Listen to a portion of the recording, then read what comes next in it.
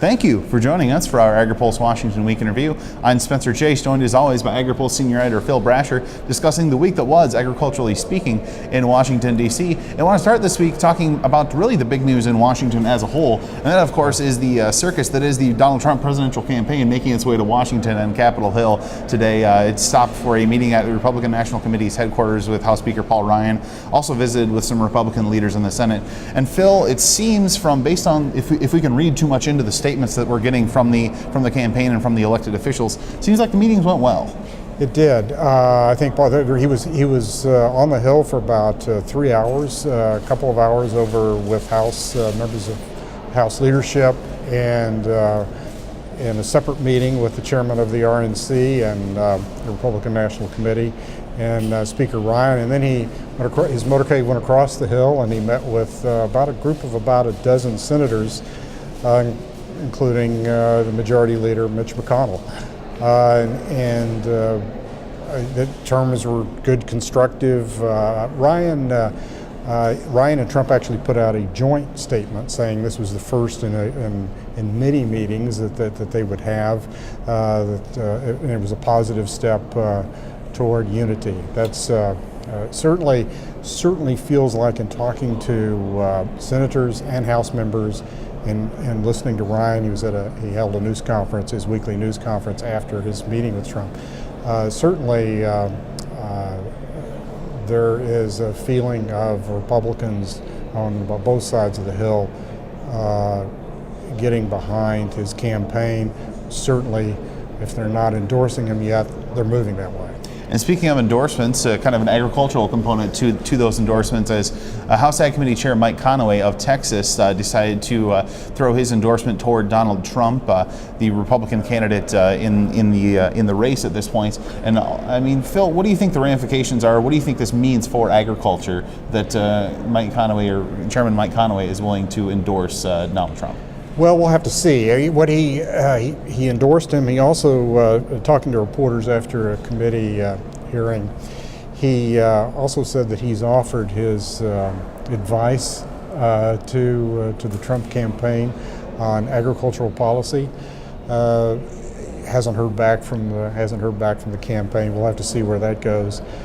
Trump, we know a little bit about where he is. We've been reporting on him going back well before the Iowa caucuses.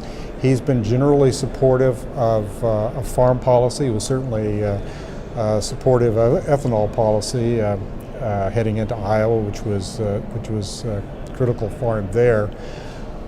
The two big issues, I think, two big concerns that agriculture is going to have with him is on trade and immigration as well.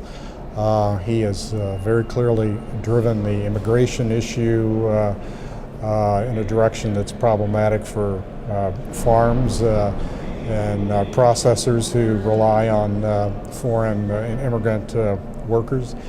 And of course, as we all know, he's been very critical of trade policy, and including the Trans-Pacific Partnership as well as NAFTA. And he's made pretty clear that he's going to continue to hit on trade policy all the way up to Election Day, because he wants he's really hoping to bring in states like Pennsylvania and Ohio, which is absolutely critical. So we'll see how Chairman Conaway's endorsement and that offer to help Donald Trump out on ag policy, we'll see how that works out. If you'll remember, Chairman Conaway had not offered an endorsement quite yet, but in the Senate, Chairman Pat Roberts had endorsed Marco Rubio earlier in the race when both Trump and Rubio were still vying for things. So interesting to see how agriculture is kind of throwing its collective weight here in this race. By the way, Roberts is not. I talked to him. He has talked to Conaway. He had talked to Conaway before about Conaway's offer to help Trump, but Roberts is not prepared. Has not done that. Remains to be seen there. Speaking of the Senate, want to talk briefly about some news coming out of that chamber. The full Senate passing the Senate Energy and Water Appropriations Bill by a pretty sweeping vote. I believe it was 90-something votes in favor of this. And Phil, kind of they tried to keep this kind of a non-controversial bill, but I know there was some language about Iran that got worked in there. It was being discussed. I don't know if it stayed through the final iteration, but what do we see in this bill, and what does it really mean? Well, there was this bill that was bill was held up in large part because Senator Cotton from Arkansas was pushing an amendment that Democrats really didn't like on Iran. They allowed to put it up for a vote. It failed, and that finally freed the bill to move. It was, as you say, it was kept non-controversial, and one of the reasons is because they agreed basically not to include a rider that would block the Waters of the U.S. rule. There was actually a vote on an amendment, but it required 60 votes, didn't get it, and that amendment wasn't put on in committee. That's going to be a very different situation over in the House because it does have a Waters of the U.S. rider in it, their version of the same bill. Interesting to see how that will play out going forward. Of course, a lot of questions remain to be seen about the appropriations process between now and the end of this fiscal year. But want to wrap up discussing an issue that's very familiar to frequent viewers of this video program, that of course being GMO labeling. We've been saying, obviously we didn't have a video last week because neither chamber was in town. But Phil, any progress to report on the GMO labeling bill in the Senate? Well, still no deal.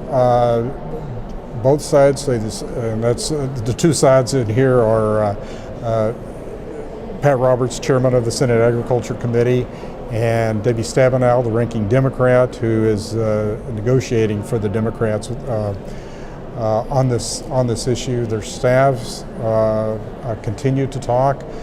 There's still some critical issues to be nailed down,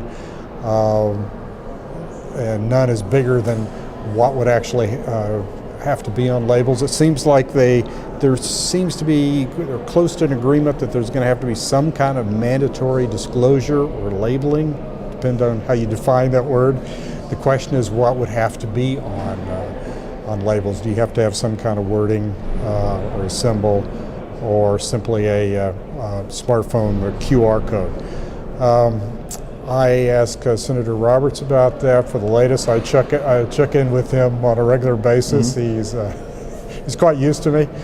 I even put the question, are you trying to have something before even the Memorial Day recess, which is in 2 weeks, and didn't get a commitment from him on that.